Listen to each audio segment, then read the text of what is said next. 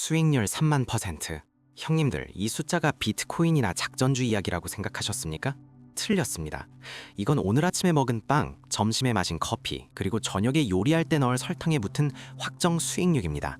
우리는 흔히 기업들이 담합을 하다가 적발되면 도덕적으로 타락했다, 나쁜 놈들이다 라고 욕을 합니다. 언론도 그렇습니다. 서민 등골 빼먹는 악덕 기업이라고요. 하지만 그건 자본주의의 정글을 전혀 모르는 순진한 소리입니다. 제가 냉정하게 말씀드리겠습니다. 기업 입장에서 담합, 프라이스 픽싱은 범죄가 아닙니다.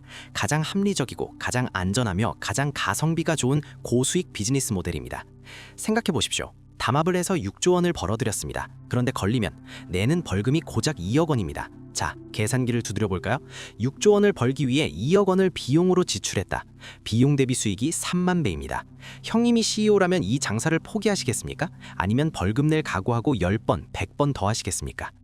검찰이 칼을 뽑았습니다. 밀가루, 설탕 등 생필품 시장을 장악한 기업들을 줄기소했습니다. 이재명 대통령까지 나서서 대한민국 물가가 OECD 평균보다 1.5배 비싼 건 말이 안 된다며 경로했습니다. 언론은 정부의 강경 대응, 물가 잡기 총력전이라면 대서특필하고 있습니다. 하지만 저는 이 뉴스를 보고 헛웃음이 나왔을까요? 왜 수십 년간 정권이 바뀌고 검찰이 수사를 해도 이 지긋지긋한 가격 장난질은 사라지지 않을까요? 오늘 저는 단순히 기업이 나쁘다는 뻔한 도덕 교과서를 읽어주러 온 게 아닙니다.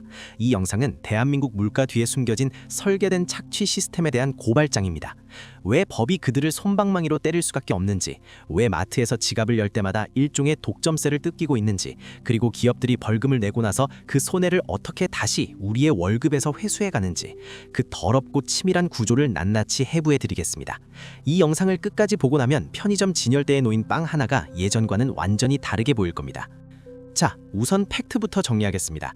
이번에 검찰이 밝혀낸 사실은 충격적이다 못해 경이로울 지경입니다. 대상은 우리가 매일 먹는 것들입니다. 밀가루, 설탕, 이건 안 먹고 버틸 수 있는 사치품이 아닙니다. 필수제죠. 수요가 가격에 비탄력적이라는 뜻입니다. 가격을 2배로 올려도 울며 겨자 먹기로 사야 합니다. 기업들은 이 점을 정확하게 노렸습니다. 검찰 공소장에 따르면 이들이 2020년부터 작년까지 담합으로 주무른 시장 규모가 얼마인지 아십니까? 무려 6조 9,900억 원입니다. 약 6조 원이죠. 이름만 들으면 다 아는 굴지의 대기업들입니다. 이들은 어떻게 움직였을까요? 아주 심플합니다.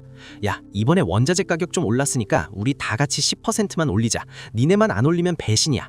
사장들끼리, 임원들끼리 텔레그램으로 비밀 회동으로 서로의 가격 인상 시기와 폭을 조율했습니다. 그런데 여기에 함정이 있습니다. 뉴스를 보면 원자재 가격 상승 때문에 어쩔 수 없었다라고 기업들은 항변합니다. 맞습니다. 러시아 우크라이나 전쟁 이후 국제 곡물 가격이 뛴 건 사실입니다. 하지만 데이터를 까보면 기가 막힌 현상이 발견됩니다. 국제 밀가루 가격이 오를 때 국내 기업들은 즉시 가격을 올립니다. 어우, 힘들어서 못 살겠다 하면서요.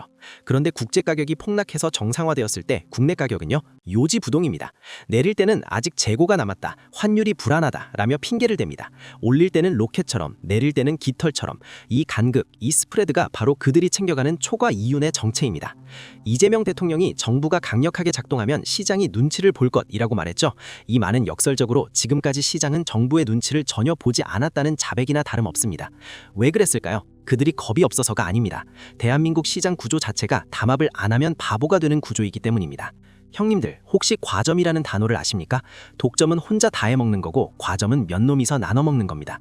대한민국 내수시장, 특히 식료품 시장은 전형적인 그들만의 리그, 즉 과점 시장입니다.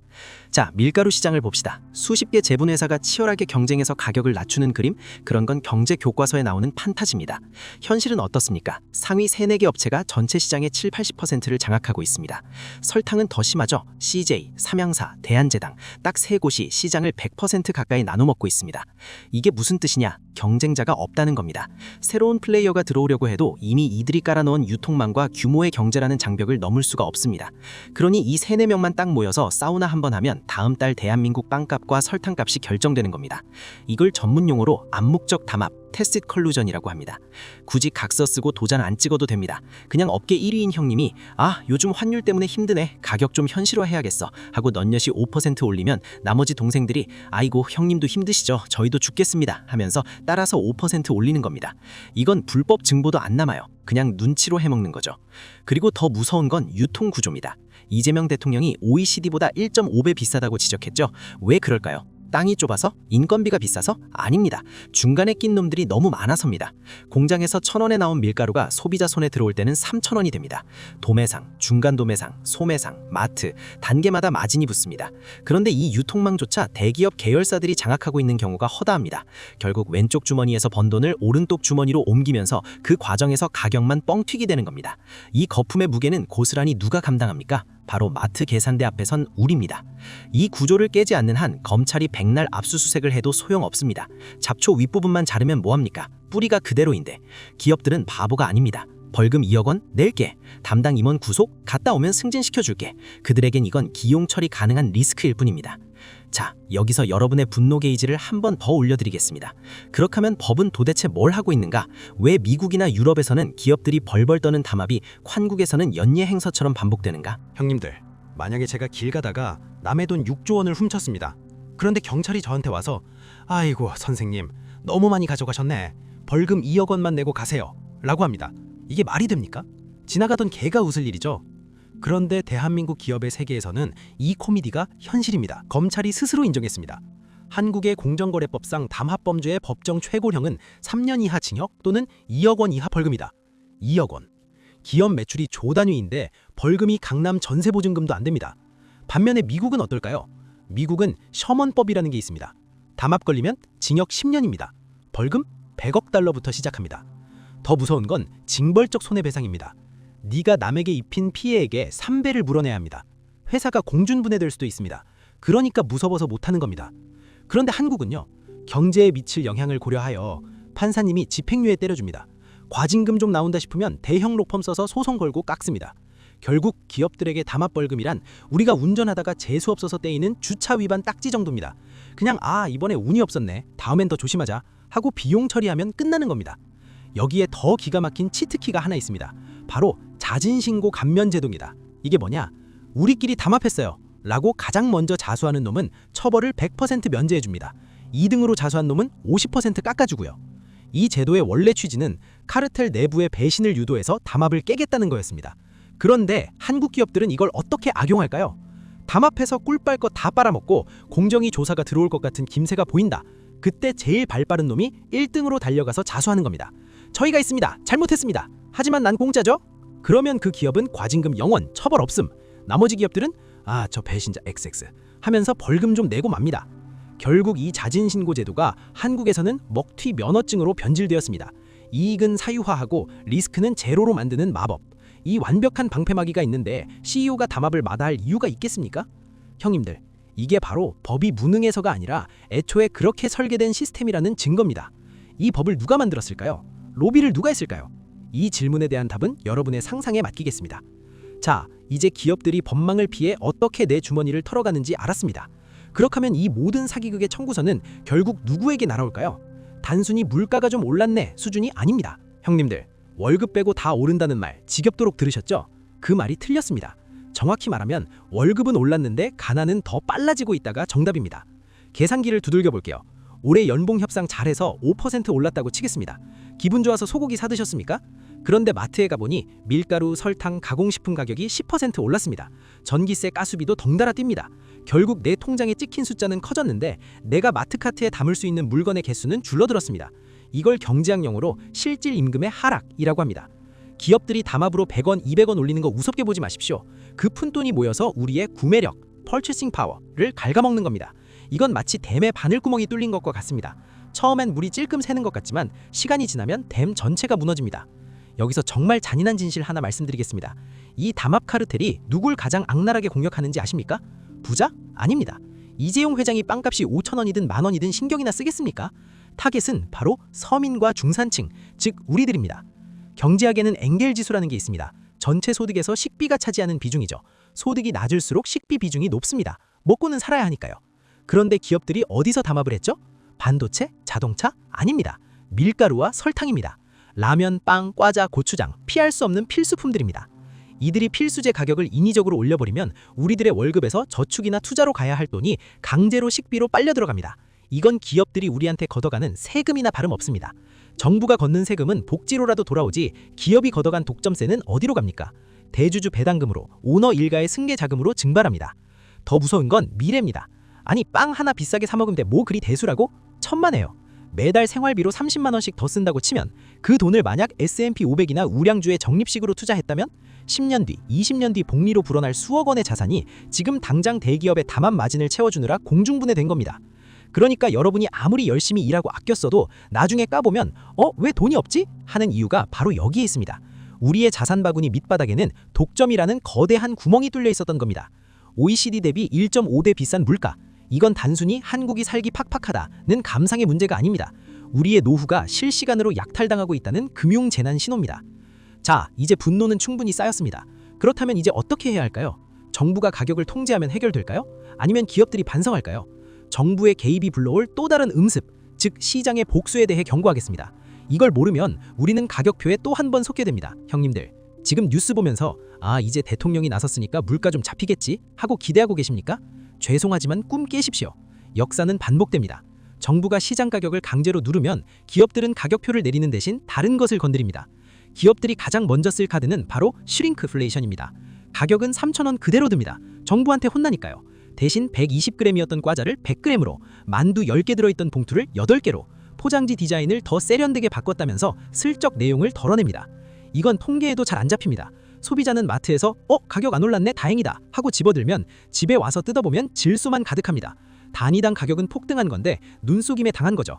정부가 가격표, 즉 나미널 프라이스를 감시하니까 기업은 밀도를 낮춰서 마진을 보전합니다. 더 무서운 건 공급 조절, 즉 합법적 태업입니다.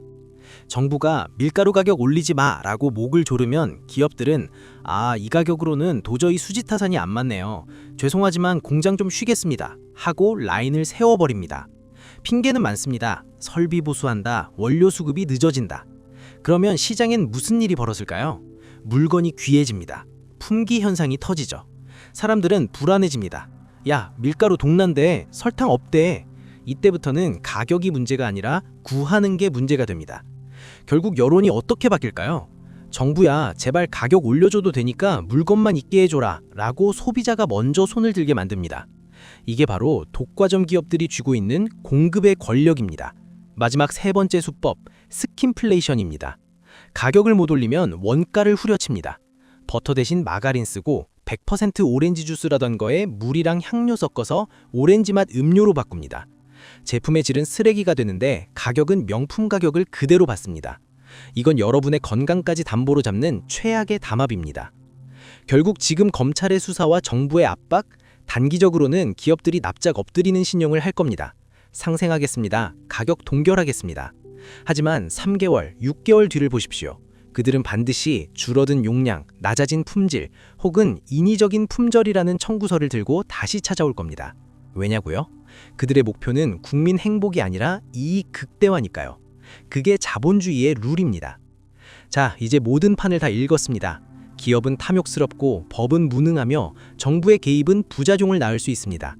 이 사면초가의 상황에서 힘없는 개인인 우리는 도대체 어떻게 해야 살아남을 수 있을까요?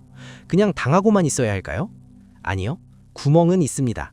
형님들만 챙겨갈 수 있는 구체적인 플랜 3가지를 제시하고 마무리하겠습니다. 우리는 오늘 대한민국 물가의 더러운 민낯을 봤습니다.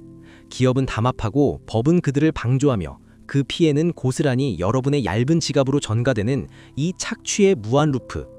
형님들, 세상이 바뀔 거라고 기대하지 마십시오. 내일 아침에도 그들은 가격표를 조작할 것이고 빵봉지의 크기를 줄일 겁니다. 중요한 건 시스템이 아니라 우리의 대응입니다. 언제까지 그들이 설계한 판 위에서 얌전히 털리는 건전지 역할만 하실 겁니까? 오늘 당장 실행해야 할 플랜 3가지를 드립니다. 이건 선택이 아니라 필수입니다. 첫째, 브랜드 로열티를 쓰레기통에 버리십시오. 나는 이 라면만 먹어. 설탕은 역시 이 회사지.